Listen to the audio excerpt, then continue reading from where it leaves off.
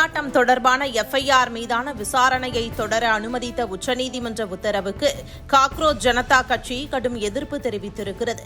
கிட்டத்தட்ட ஒரு மாதத்திற்கும் மேலாக டெல்லி ஜந்தர் மந்தரில் மத்திய கல்வி அமைச்சர் தர்மேந்திர பிரதானின் ராஜினாமாவை கோரி போராட்டம் நடத்தியது காக்ரோச் ஜனதா கட்சி.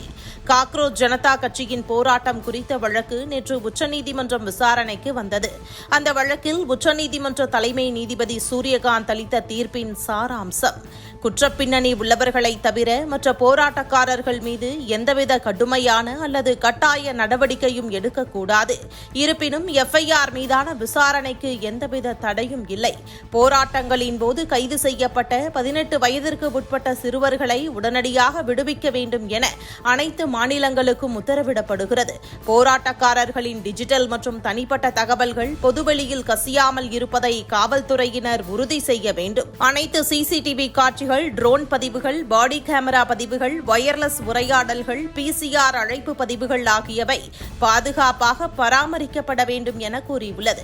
இந்த நிலையில் கரப்பான் ஜனதா கட்சியின் தலைமை செய்தி தொடர்பாளர் சௌரவ் தாஸ் தனது எக்ஸ் பக்கத்தில் பதிவிட்டிருப்பதாவது: உச்சநீதிமன்ற தீர்ப்பில் நிலுவையில் உள்ள எஃப்ஐஆர்களை தொடர்ந்து முன்னெடுத்துச் செல்லவும் விசாரணைகளை நடத்தவும் அரசுக்கு அனுமதி அளிக்கும் உத்தரவு எண் 4 மிகப்பெரிய கவலையை எழுப்புகிறது என பதிவிட்டிருக்கிறார்.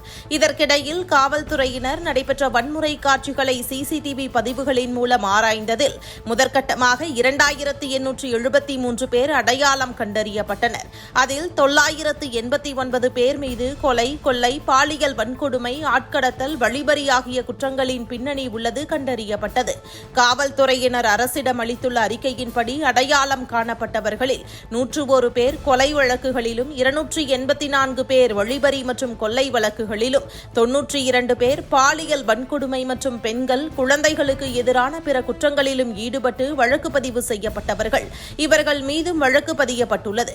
இவர்களையும் விட வேண்டும் என கரப்பான்கள் முறையிட்டு வருகிறார்கள்.